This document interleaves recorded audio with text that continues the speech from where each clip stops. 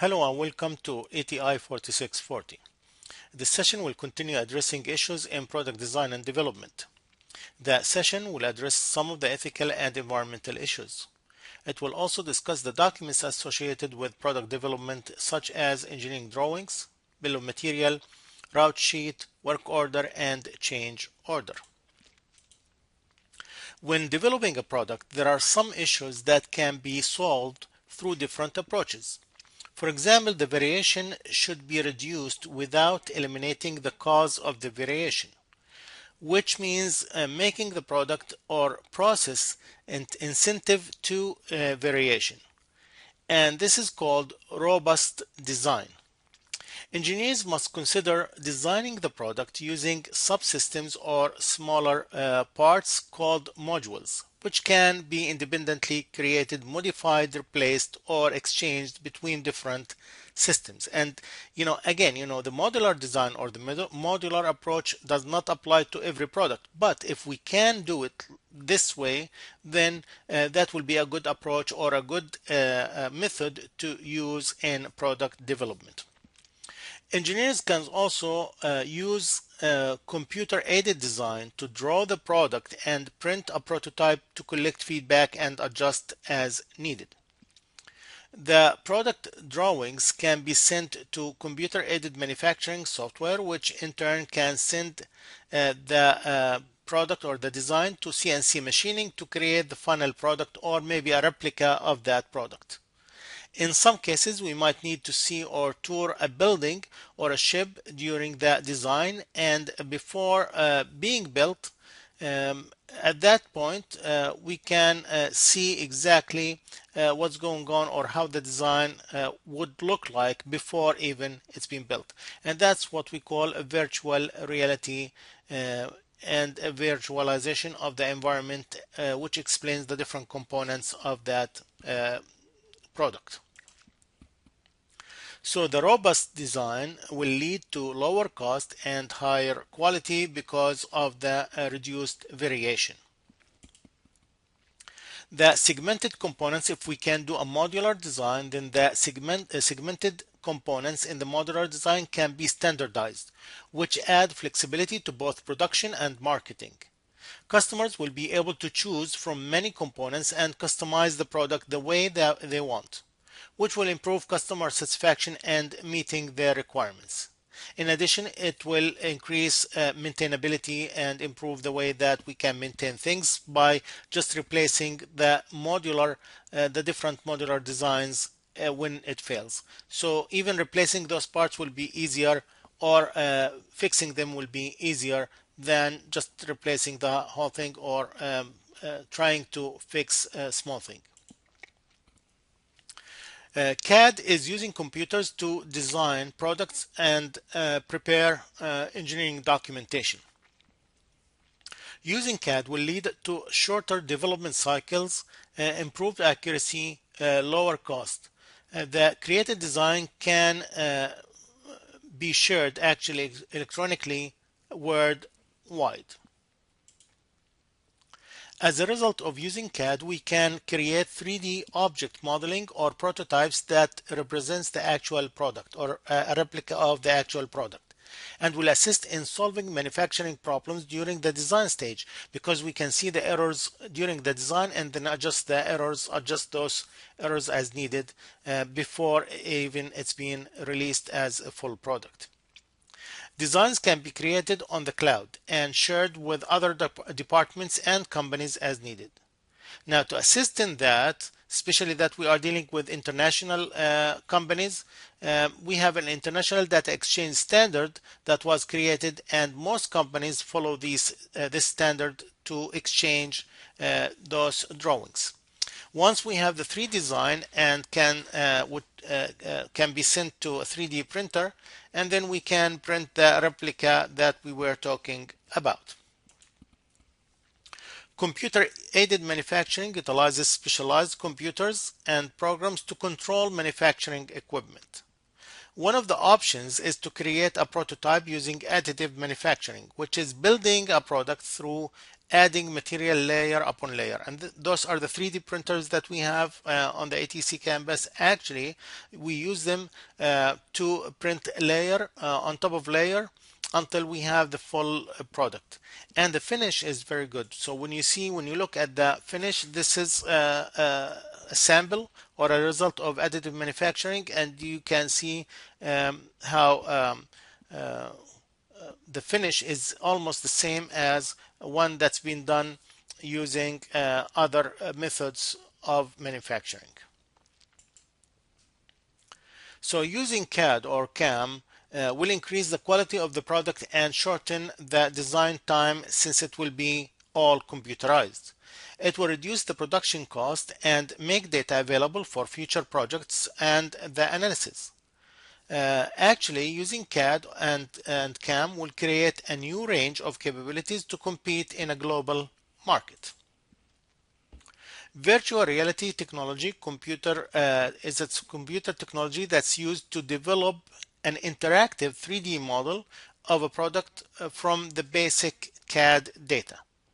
It allows people to see the finished design before a physical model is built. And again, this is something that we use for large items, for buildings, for ships, for airplanes, for a shuttle, for something big. We can create a virtual reality for that object or product, and it will allow the interaction or the verification of these large scale designs to make sure that they are according to specifications or the way that you want. And the picture here shows a cruise ship and the tour within that ship to look at the amenities and other services that will be provided on the ship, although this ship was not built yet. Augmented reality is an interactive experience of a real-world environment where the objects that reside in a real world are enhanced by computerized or computer-generated perceptual information. Sometimes across multiple sensory modalities. We can use different sensors to collect the information and send it to me, and I can generate that kind of environment. It's useful in product design, assembly, and maintenance operations. In addition, it can be used as a tool to collect specific information for us. We have also another approach or another method that we use, which is value analysis that focus on design improvement during production, which leads to a better product or a product that can be produced more economically with less environmental impact. And usually we look at the different activities, and we look at the non-value added versus the value added activities, and we can eliminate the non-value added activities within the production or during the design stage. Sustainability and life cycle assessment is the formal evaluation of the environmental impact of that product, of course, on the environment. With shorter product life cycle, the market competition became more of time-based. The faster you can get to the market and to respond to customers, the more competitive advantage you have. For the continuation of development of a product, the organization need to adopt external and internal strategies. Means need like help. What do I need to do? What will be the next step? How can I use global approaches or global environment to help me with that? So we can either have alliance companies or joint venture, and those are the companies that will be outside the country or external, and that's why we need joint venture, we need alliance, we need purchasing technology. Maybe we can acquire the company that developed that technology. So if I need expertise or I need technology, maybe I can purchase the whole expertise or the whole technology by acquiring that company. Other one, internal strategies, which is what do I do to produce a new product or for the continuation of that product. We can do a migration to a different product. So migration or enhancement of an existing product to a new product, or developing new products internally from scratch. We see that one of the products is fading out or in the decline phase, then we can create a new product that can replace the declining product. Purchasing a technology by acquiring the firm that developed that technology will speed up the process of development. Some issues will rise on who fits the most to compete or complete the product development. Since the technology being started already in that company, are we going to complete it ourselves, or are they going to complete it them or the team or the group uh, who we acquired? So that's a question that will rise, and then at a certain point the management will have a solution for that and might make that team continue developing the technology they started, and give them some instruction on what are some of the changes that they might need to fit the new culture or the new company. In the joint venture strategy, risks will be shared and both organizations will be learning about the new product.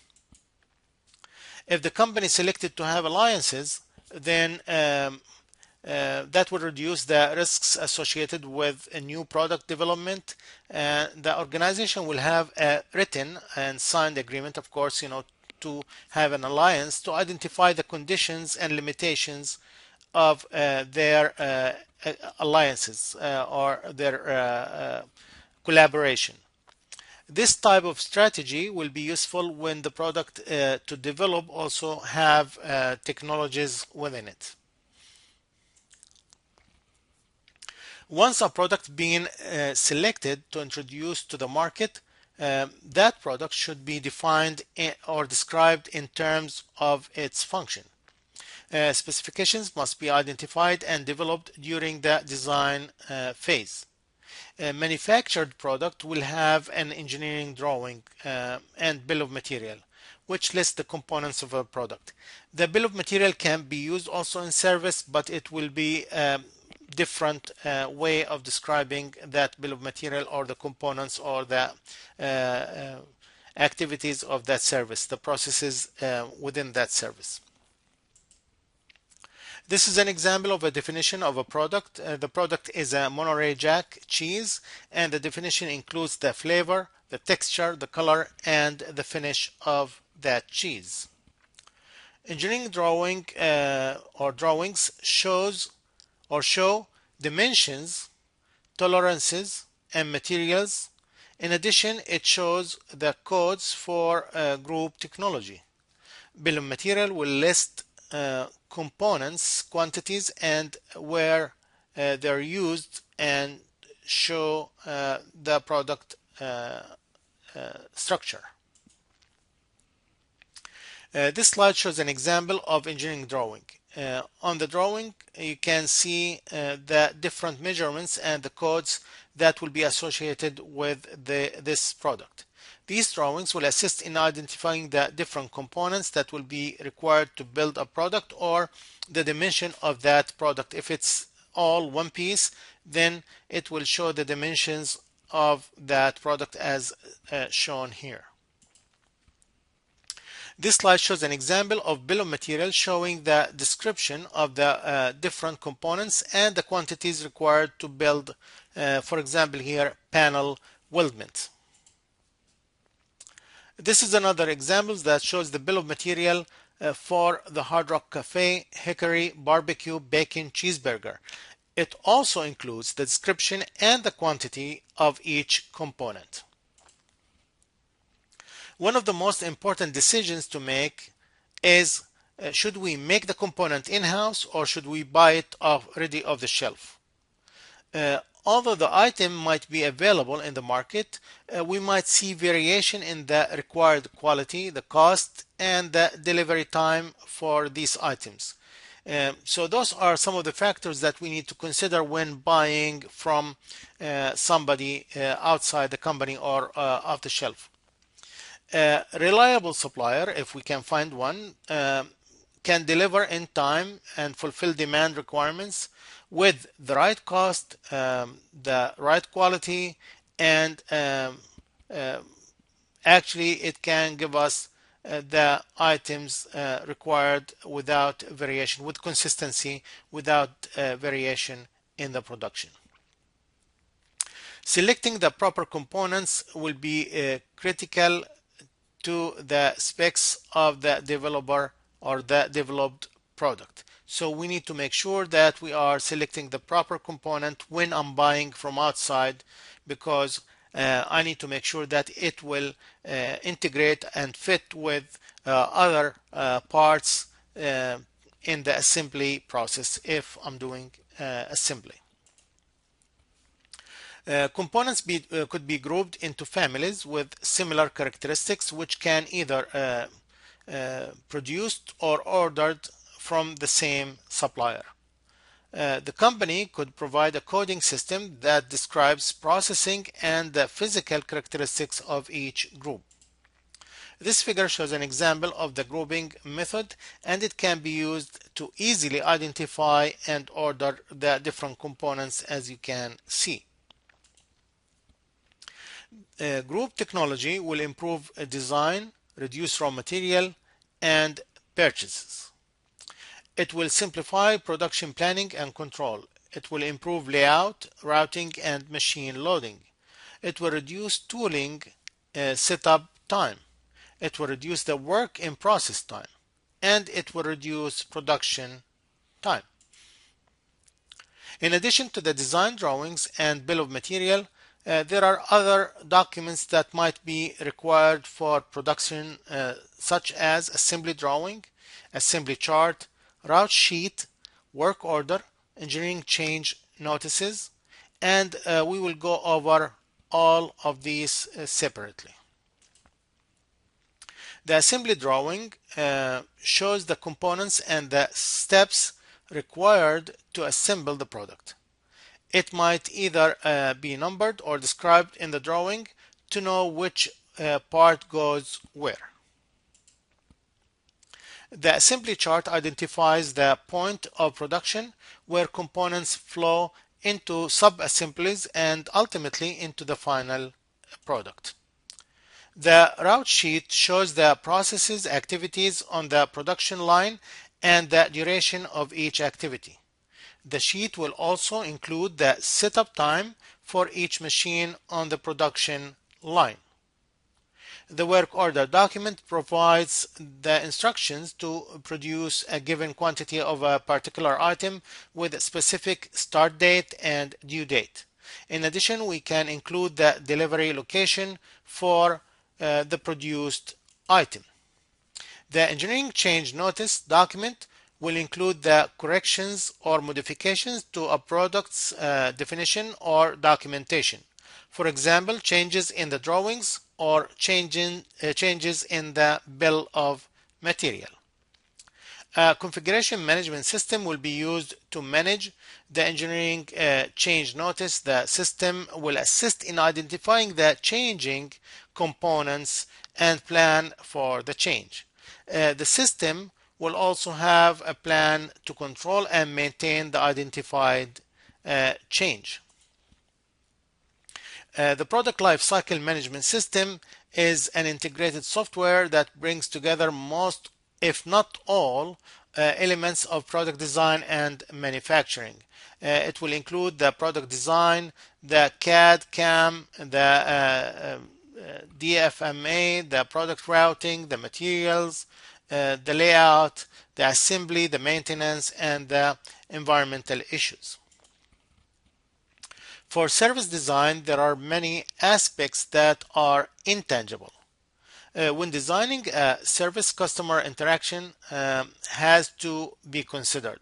Now, remember, in the service, customer interaction is way more than when we are producing a physical product in manufacturing environment. And a low productivity should be expected since the customer will be involved in the design and or the delivery of the service. Actually, customer involvement might complicate the service development process. There are some strategies that can be used to design the service in a more efficient way, such as limiting the options provided, such as fast food restaurant that provides limited menu, just few items, and that's it. I'm not providing many items on the menu, just few items, and that will be the service. You could also delay the customization to the time of delivery. You will not finish everything, and you can put some of the parts that can be added during the delivery or on the delivery process. In addition, you could design the service in the form of modules that can be selected to form a package. For example, the different options provided by the insurance company. Selecting certain options will create a package, and each package will have different price based on the selected options.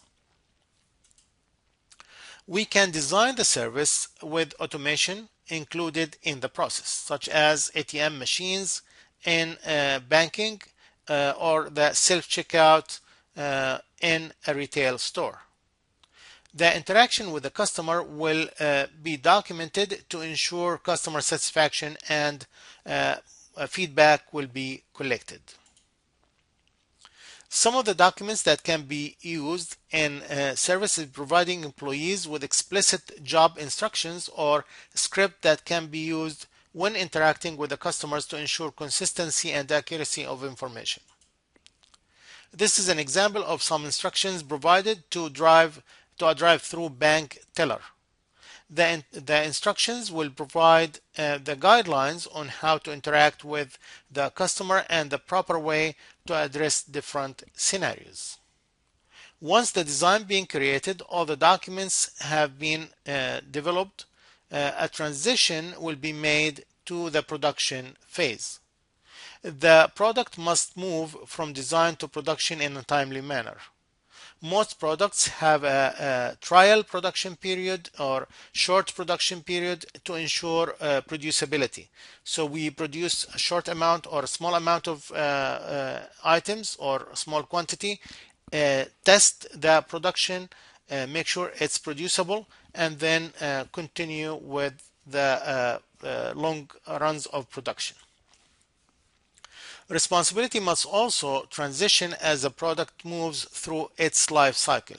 The transition can be done through submitting all required material to the project manager. The project manager, in their turn, on his turn or her turn, will turn the documents or move that documents to the development team. Or it can be sent from the design team to the development team directly with the supervision of the project manager.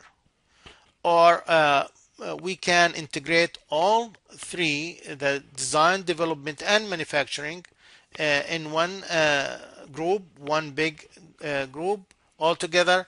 And by doing that, we can transition internally very easy. So that will be all for the product design and development. If you have any questions, please feel free to let me know. That will be all. Thank you and have a great day.